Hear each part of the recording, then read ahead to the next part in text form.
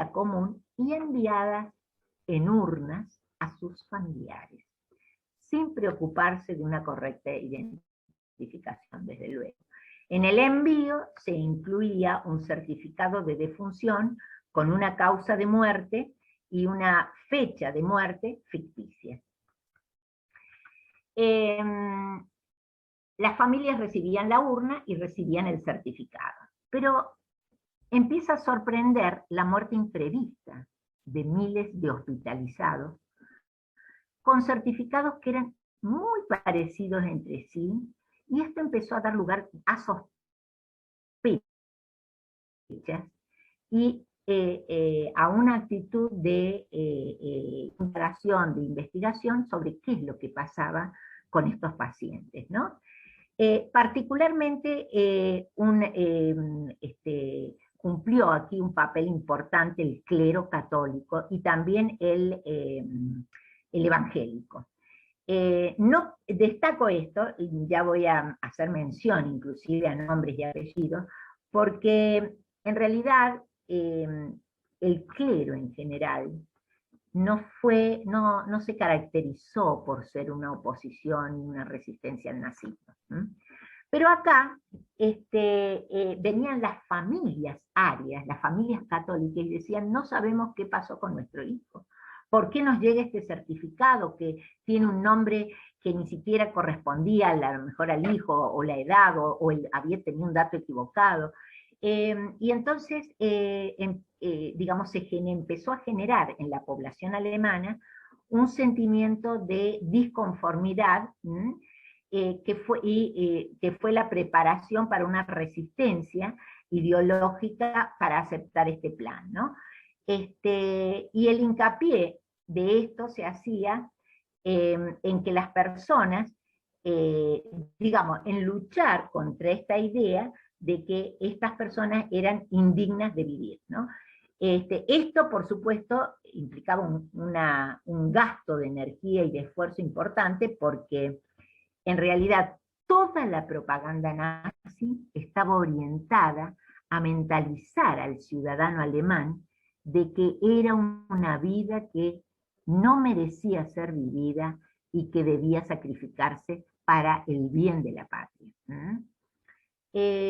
La propaganda era muy intensa, y las acciones para llevar a cabo este tipo de programas médicos en la Alemania nazi comenzaron mucho antes inclusive de la propia instalación en el poder del nazismo, ¿no? Del partido nazi. Con esto lo que quiero decir es que quiero señalar que en realidad la eugenesia, ¿sí?, como doctrina general filosófica que estaba en la base de estas acciones, estuvieron en la base de estas prácticas, en realidad eran ideas que estaban difundidas y circulando en el mundo antes del nazismo. No las inventaron los nazis, solo que los nazis se apropiaron de ellas con una maestría genial, y en homenaje y honor al concepto central que era el eje del nazismo, que era la superioridad de la raza aria. Entonces, la muerte imprevista de todos estos hospitalizados fue generando resistencias. Y el programa, digamos que bien fue funcional a la economía alemana en esa época, sin embargo, ¿por qué? Porque digamos, achicó de alguna manera los recursos económicos que se daban a los hospitales y lugares sanitarios, ¿sí? Y redirigieron ese dinero a otras partes. Sin embargo, tuvo su fin, un fin entre comillas real. Ya les voy a explicar por qué. Porque de hecho el programa de eutanasia, que también fue extendido a los presos de los campos de concentración que mostraban deterioro físico permanente y no servían para trabajar, en realidad, más allá de que hubo un momento en que se le puso límite legal, digamos, que fue en el año 1941, Sin embargo, en las instituciones que fueron creadas para tal fin, se siguió practicando la eutanasia. Se siguió, o sea, con más secreto, digamos, y más oculto, más de manera oculta, ¿no? Cuando el programa fue cerrado, el personal que se ocupaba de llevarlo a cabo fue trasladado a campos de concentración y de exterminio, justamente para que no hablaran de esto. Y es con las víctimas del propio Action 4, que así se llamaba el programa, que se probaron las cámaras de gas, como dije al principio, ¿no? Instaladas en hospitales e instituciones psiquiátricas. Se podría pensar que un programa de esta naturaleza tan cruel como este, tan conocido además por su propaganda, debía ser rechazado por la mayoría de la gente, pero no fue así. No fue así, eso es lo que debe ser una advertencia para quienes estudiamos estos temas, ¿no? Y para poder aprender de la historia. Al igual que con el tema de la Shoah y los judíos, el mundo miró y no hizo nada. Y este programa fue durante bastante tiempo ampliamente aceptado y respaldado por casi la totalidad de los médicos alemanes, sin casi resistencia real. Hubo algunas, se pueden identificar, pero la gran mayoría no puso resistencia porque ideológicamente estaba compenetrado con las ideas que sostenía este plan. También no quise dejar de poner y de mencionar que el único gremio que manifestó una suerte de resistencia fue el gremio de las enfermeras, que rechazó el programa, aún a pesar de que se vieron involucradas por ser parte del sistema sanitario. Pero ellos hicieron una manifestación pública de esto. Bueno, ¿cómo finaliza el Plan T4? Porque yo voy diciendo que empezó en el 39 y duró hasta el 41. Fue la resistencia y presión popular por parte de los afectados, algunos pocos familiares y allegados y algunos pacientes que pudieron usar su voz, y también parte de algunos circuitos religiosos, tanto católicos como protestantes, lo que condujo a que oficialmente, y ahí entre comillas digo lo de oficialmente, este programa se suspendiera en 1941. Pero esto no implicó el desmontaje de la organización criminal establecida para desarrollar estos planes, ni el cese de los asesinatos en los centros que se habían creado para tal fin, como les dije antes. Bueno, Hitler mismo ordenó parar el programa de eutanasia a fin del 41, dado el conocimiento público generalizado que empezó a tener y la escala de protestas que iba aumentando, públicas y privadas, sobre las matanzas, especialmente por miembros de parte del clero alemán. Y acá sí, no puedo dejar de mencionar a algunos disidentes, que fue en este caso, el principal disidente fue un obispo católico, el obispo alemán Clemens von Galen, o von Galen, quien se enfrentó públicamente a la acción T4 mediante pastorales, o sea, los sermones que daba en el púlpito, y también escritos que presentaba, ¿no? Acá esta es una imagen de von Galen, y acá a la izquierda está von Galen prestando testimonio en los juicios de Nuremberg.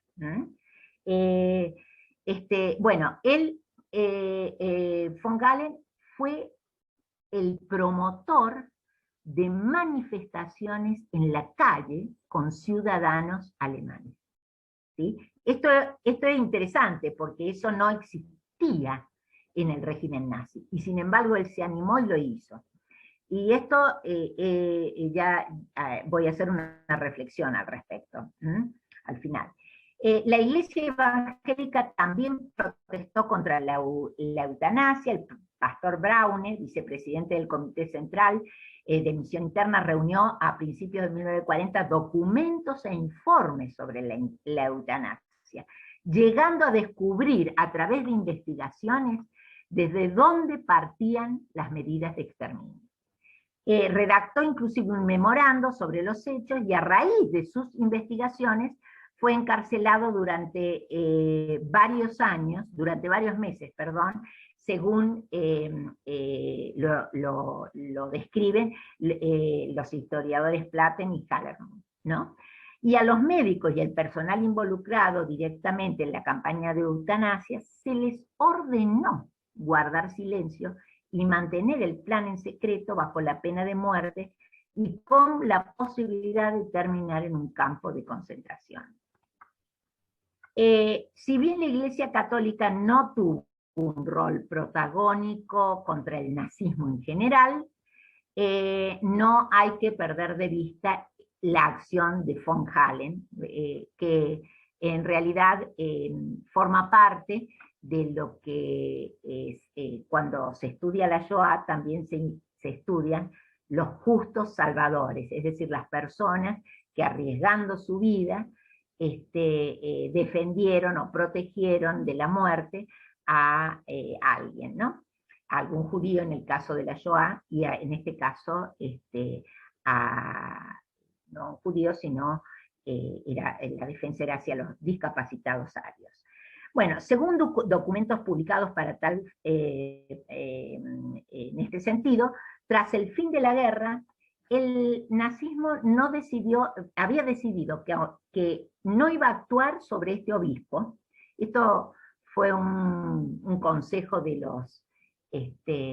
los ministros que tenía Rudolf Hess entre ellos, ¿no? Que le aconseja a Hitler no ejecutar ni no encarcelar a von Hallen, porque lo iba a transformar en un, digamos, en alguien que iba a ser después idealizado, ¿no? Entonces decidieron que lo iban a dejar vivir y que después de la guerra lo iban a eliminar. Otros sacerdotes católicos no tuvieron esa suerte, el caso de Bernard Lichtenberg, desde Berlín, que fue asesinado en un campo de concentración. Bueno, algunas implicancias para entender la llamada solución final aplicada a los judíos años después. En este sentido, como consecuencia de este programa, se estableció para los judíos el uso de las cámaras de gas y de los crematorios para producir los asesinatos sistemáticos, aunque con los judíos no fue el único sistema, como tampoco lo fue con los discapacitados. Ya les mencioné que también les inyectaban o los dejaban morir de inanición, ¿no? Los expertos que participaron en el programa de eutanasia fueron instrumentales en el establecimiento y la operación de los campos de exterminio usados para llevar a cabo lo que después fue la solución final de los judíos, ¿sí? Y algunas implicancias éticas. Primero se comprobó que si a la sociedad no le importaban sus propios familiares, menos le iba a importar los judíos y otros grupos minoritarios. Primera cuestión. Segundo, hubo padres que, contentos de que sus hijos defectuosos fueran entregados a el Estado para que el Estado se hiciera cargo de ellos, pero quitándoles la vida, ¿no?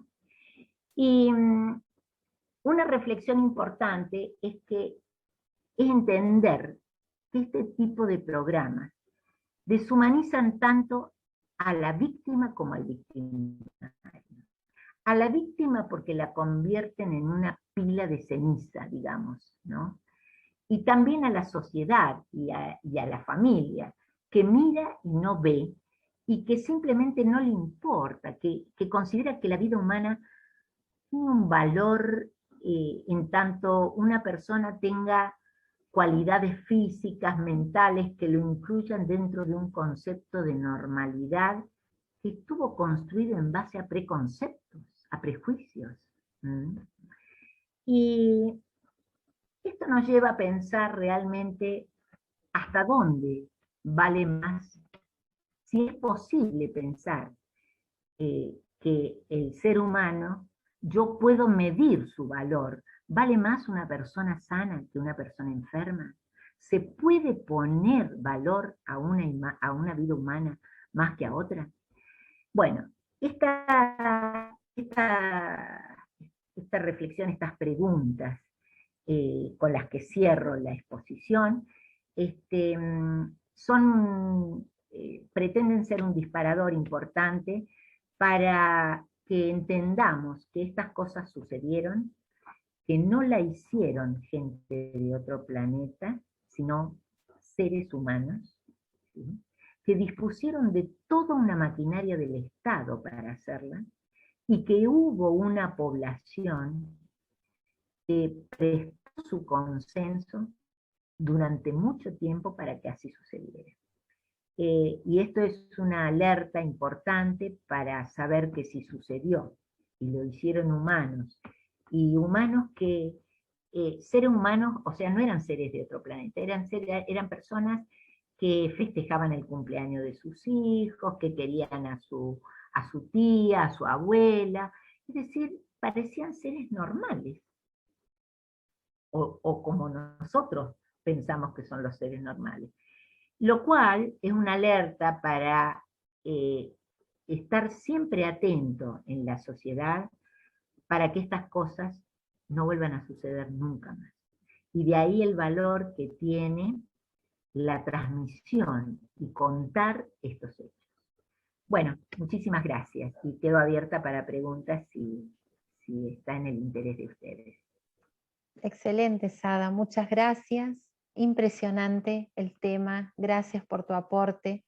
Pensaba mientras te escuchaba el título de este curso, ¿no? Los juristas del error, porque para que todo esto ocurriera hubo un marco jurídico, una legislación, cortes y jueces que posibilitaron y que sentaron las bases para que esto ocurriera. Así es que ahora vamos a abrir el espacio para preguntas, para quien desee hacer una reflexión o quien desee preguntar. Muchas gracias.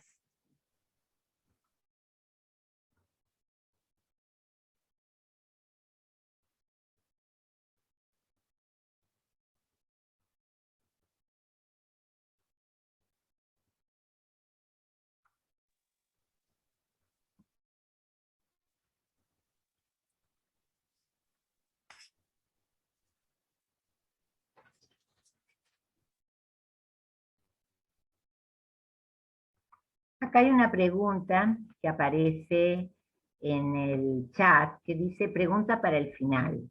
La hace Eliana Pradel a todos, ¿no? ¿Cómo se articulaba la mentira hacia los familiares respecto a la causal de muerte y la no publicidad de las acciones por el Plan T4 y esa campaña masiva que hacían incluso con normativa y administración judicial concreta? Lo primero que quiero aclarar, porque me da la impresión que tal vez no quedó claro, las esterilizaciones eran publicitadas como tales, pero el plan T4 no fue publicitado. Fue la continuidad de las esterilizaciones, pero no fue publicitado como fueron publicitadas las esterilizaciones. Las esterilizaciones eran obligatorias, pero no mataban, teóricamente. Pero el plan T4 sí mataba, y eso no fue publicitado, aunque Hitler firmó un decreto que protegía a médicos y personal de la salud. Pero ese decreto permaneció siempre oculto. Eso por un lado. Por otro lado, como no era, digamos, era algo oculto, ¿sí? La mentira se articulaba, ellos enviaban la urna con las cenizas, que eran sacadas de un montón, ¿sí? Y un formulario, se llenaba un formulario donde se decía las causas de la muerte, ¿sí?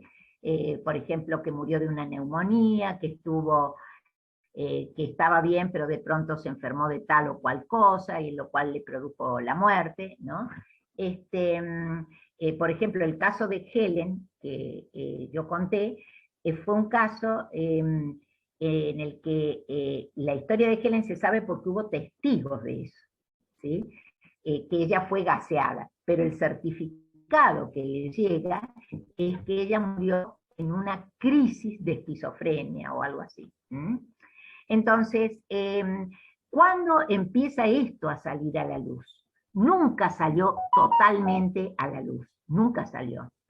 En realidad se sospechaba que había un plan, pero no se sabía bien, salvo el pastor evangélico que él hizo averiguaciones y pudo identificar de dónde salía la orden, por ejemplo, el lugar donde se salían las órdenes para hacer estos procedimientos, que era el de la calle que empezaba con T4, al número 4, no era conocido por la gente, para nada. De modo tal que quiero que diferencies que no era lo mismo las esterilizaciones que el plan de eutanasia, digamos el plan T4. Las esterilizaciones fueron públicas y obligatorias. El plan T4 fue oculto. Y empezó a salir a la luz porque se cometían errores muy gruesos, a veces inclusive se equivocaban el nombre, las fichas estaban, fíjense, miren qué interesante, cambiaban el número de paciente cada mes, para que no pareciera, por ejemplo, el paciente número 30, y al mes siguiente empezaban con 1 y 2, pero ¿por qué? Para que a la persona, a la familia no le llegara un número muy alto y pudieran ver que la cantidad de personas fallecidas eran muchas. Por ejemplo, paciente número 532. ¿Qué pasó? ¿Por qué hay 532? Pero en los registros que quedaron en el hospital, sí se mantuvo la numeración correcta, y de ahí se sacan muchas cifras en los casos que no se quemaron. No sé si, Eliana, te aclaré la pregunta. Ariela ha levantado la mano. Ariela. Mucho gusto. Hola, ¿qué tal? Encantada. No, sí, Saada, muchas gracias. De nada, Eliana. Quería comentar que en contraposición de lo que pasaba ahí en la calle T4, también está el proyecto, lo voy a leer porque está en alemán, Lebensborn, que significaba fuente de vida, que también permitía y daba como premios a las mujeres alemanas, obviamente, arias, para que tengan muchos hijos, y que, bueno, no importaba cómo era esa situación, también iban generalmente los soldados alemanes, que eran bien viriles, esbeltos, rubios, de ojos claros, para que se pueda seguir con la producción, que era como una fábrica de bebés. Bueno, una de las cantantes de ABBA es de este proyecto, no solamente se hizo en Alemania, sino en algunos otros países. Y bueno, y a las mujeres se le daba dinero, a las mujeres arias, si tenían cierta cantidad de hijos. De 4 hijos para adelante se le daba dinero para que, bueno, la población alemana aria crezca, ¿no? Y después quería aclarar algo, a ver si vos estás de acuerdo, que todo esto de las cámaras de gas en los campos, ¿no?, de concentración, más que nada se hizo porque empezaron a tener los soldados alemanes como una crisis, ¿no?, de tener que matar individualmente a las personas. Entonces pensaron, pobres soldados, ¿qué hacemos para que no se sientan tan mal? Hicieron esto masivo, como que no se veía tanto el individualismo de uno a uno, ¿no?, para poder eliminar, obviamente también algo más rápido, ¿no?, porque ya no sabían más o menos qué hacer. Entonces estas dos cosas como que me parecían que, bueno, lo de Levenson era como que éramos todos una cosa, ¿no?, un proyecto, todo era como proyecto. Bueno, no, eso te quería contar, a ver, ¿qué opinabas? Ariela, el punto que tocas, los dos puntos que tocaste, es como que merecen una clase o más en sí misma, porque han sido objeto de mucha investigación. El de las mujeres arias y el proyecto que de nacimiento de niños más perfectos para el mejoramiento de la raza aria, fue otro proyecto que formaba en realidad parte de esta misma concepción, ¿no? El caso de buscar tecnología para justamente la desaparición de las personas, para el asesinato de las personas, fue justamente parte del que vos mencionás. No solo fue el tema ese, sino que también fue el tema de la cantidad. En el caso de los judíos, por ejemplo, no es lo mismo matar 10 personas que matar miles. Era terrible, tenían que hacerles cavar la fosa, ponerlos delante de la fosa, y con varias hileras, entonces los que seguían tenían que seguir enterrando, y en medio de los gritos, de los llantos, de la sangre, era terrible. Bueno, sí, eso también merece un apartado especial, que está muy bien, Ariela, que lo traigas a cotación, porque va como permitiendo ampliar la mirada sobre esta gran tragedia que fue, pero tragedia humana, no la hicieron, yo vuelvo a decir, no la hicieron gente de otro planeta. Gracias, Ariela. Bueno, muchas gracias, gracias a vos, Ada, muy interesante. ¿Hay alguna otra pregunta?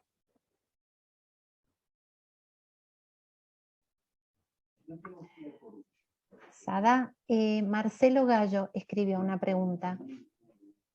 Sí, quería consultarles si alguna parte de ese pensamiento que impregnó los horrores del nazismo han sobrevivido o permanecen aún escondidas en la actualidad en el ámbito de las ciencias en general, de la medicina, la psicología, la sociología, el derecho.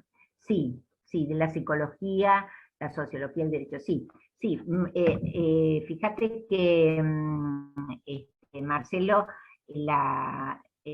Adela, la doctora Adela Pérez del Viso, ella mencionó que ella cuando estudiaba abogacía estudió uno de los juristas del horror, que escribió su libro en el año 1920. Pero yo creo que hoy por hoy está más cuestionado poner esa bibliografía, aunque seguramente debe aparecer también a modo de ilustración, ¿sí? Pero por ejemplo, el tema de las esterilizaciones, yo te mencioné el caso de Perú. No estoy hablando de un plan como el T4, ¿no?